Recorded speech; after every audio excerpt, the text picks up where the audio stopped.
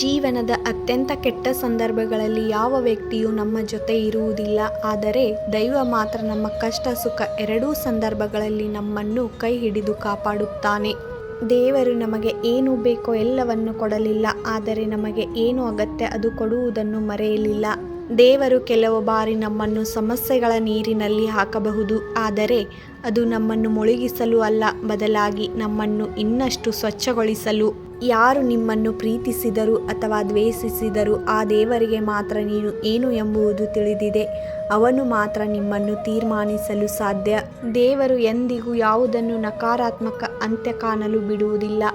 ಅವನ ಅಂತ್ಯ ಸದಾ ಸಕಾರಾತ್ಮಕವಾಗಿಯೇ ಇರುತ್ತದೆ.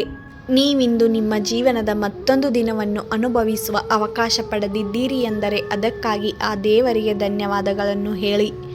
ಅದು ನಿನಗೆ ಅವನು ನೀಡಿದ ಭಿಕ್ಷೆ. ನೀವು ಪ್ರತಿ ಬಾರಿ ತಿರಸ್ಕರಿಸಲ್ಪಟ್ಟಿದ್ದೀರಿ ಎಂದು ಭಾವಿಸಿದಾಗಲೆಲ್ಲ ದೇವರು ನಿಜವಾಗಿಯೂ ನಿಮ್ಮನ್ನು ಉತ್ತಮವಾದ ಕಡೆಗೆ ಮರುನಿರ್ದೇಶಿಸುತ್ತಿರುತ್ತಾನೆ. ನಿಮ್ಮನ್ನು ಇನ್ನಷ್ಟು ಮುಂದಕ್ಕೆ ಸಕಾರಾತ್ಮಕದೆಡೆಗೆ ಹೋಗಲು ನಿಮ್ಮನ್ನು ಹೆಚ್ಚು ಶಕ್ತಿಯನ್ನು ನೀಡುವಂತೆ ಮಾತ್ರ ಅವನನ್ನು ಪ್ರಾರ್ಥಿಸಿ. ದೇವರು ಎಂದಿಗೂ ನಮಗೆ ಏನು ಬೇಕೋ ಅದನ್ನು ನೇರವಾಗಿ ಬಿಡುವುದಿಲ್ಲ, ಬದಲಾಗಿ ಅದನ್ನು ಪಡೆಯಲು ನಮಗೆ ಸರಿಯಾದ ಮಾರ್ಗವನ್ನು ಸೃಷ್ಟಿಸುತ್ತಾನೆ.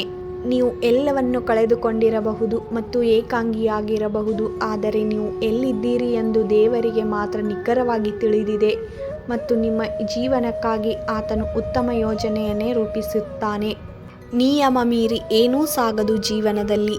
ನಾವು ಏನೇ ಮಾಡಿದರೂ ಎಷ್ಟೇ ಮಾಡಿದರೂ ಅದೇನಾಗಬೇಕೋ ಅದು ಆಗುವುದು. ಅದನ್ನು ತಪ್ಪಿಸಲು ಯಾರಿಂದಲೂ ಯಾವುದರಿಂದಲೂ ಸಾಧ್ಯವಿಲ್ಲ. ಜೀವನ ನಾವು ಅಂದುಕೊಂಡಂತೆ ಅಲ್ಲ. ಬಂದದ್ದನ್ನು ಸ್ವೀಕರಿಸಿ ಎದುರಿಸಿ ನಡೆದರೆ ಮುಂದೆ ಜೀವನವಿದೆ. ನಾನೊಂದು ಬಗೆದರೆ ಆ ದೈವವು ಒಂದು ಬಗೆಯಿತು. ನೆನಪುಗಳೇ ಹಾಗೆ. ಕಲ್ಪನೆಯನ್ನು ಮೀರಿಸುವಂತಹ ಘಟನೆಗಳು ನೆನಪಿಗೆ ಬರುತ್ತವೆ. ಅದನ್ನೊಮ್ಮೆ ನೆನಪಿಸಿಕೊಂಡರೆ ಸಾಕು, ಮೈಯೆಲ್ಲ ರೋಮಾಂಚನವಾಗುತ್ತದೆ.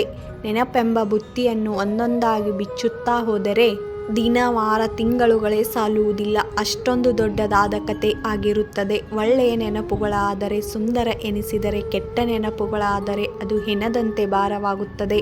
ಆಯ್ಕೆ ನಿಮ್ಮದು. ಜೀವನದಲ್ಲಿ ನಡೆಯುವ ಪ್ರತಿಯೊಂದು ಘಟನೆಗೂ ಆ ದೇವರೇ ಪರೋಕ್ಷ ಕಾರಣ. ಇದಕ್ಕೆ ಏನೋ ಒಂದು ಕಾರಣ ಇದ್ದೇ ಇರುತ್ತದೆ. ನೀನು ದೇವರನ್ನು ನಂಬಿದಾಗ ನಿನ್ನ ಪ್ರಾರ್ಥನೆಯನ್ನು ಅವನು ಆಲಿಸುತ್ತಾನೆ. ನೀವು ಆಲಿಸುವಾಗ ಆ ದೈವ ನಿನ್ನೊಂದಿಗೆ ಮಾತನಾಡುತ್ತದೆ. ಆದರೆ ನಿನ್ನ ಪ್ರಾರ್ಥನೆ ನಿಷ್ಕಲ್ಮಶವಾಗಿರಬೇಕಷ್ಟೆ. ನಾವು ದೇವರ ಜೊತೆಯಾಗಿ ನಡೆದರೆ ಖಂಡಿತವಾಗಿಯೂ ನಿಮ್ಮ ಗುರಿಯನ್ನು ತಲುಪುತ್ತೀರಿ. ಈ ವಿಡಿಯೋ ಏನಾದರೂ ನಿಮಗೆ ಇಷ್ಟವಾಗಿದ್ದರೆ ಲೈಕ್ ಮಾಡಿ, ಕಮೆಂಟ್ ಮಾಡಿ, ಹಾಗೆ ಫ್ಯಾಮಿಲಿ ಫ್ರೆಂಡ್ಸು ಶೇರ್ ಮಾಡಿ. ಇನ್ನೂ ನನ್ನ ಚಾನಲ್ಗೆ ಸಬ್ಸ್ಕ್ರೈಬ್ ಆಗಿಲ್ಲ ಅಂದರೆ ದಯವಿಟ್ಟು ಹೋಗಿ ಸಬ್ಸ್ಕ್ರೈಬ್ ಆಗಿ, ಪಕ್ಕದಲ್ಲಿರುವ ಬೆಲ್ ಬಟನ್ ಪ್ರೆಸ್ ಮಾಡಿ. ನಾನು ಹಾಕ್ತಾ ಇರೋವಂಥ ವಿಡಿಯೋ ನೋಟಿಫಿಕೇಷನ್ ನಿಮಗೂ ಬರುತ್ತದೆ.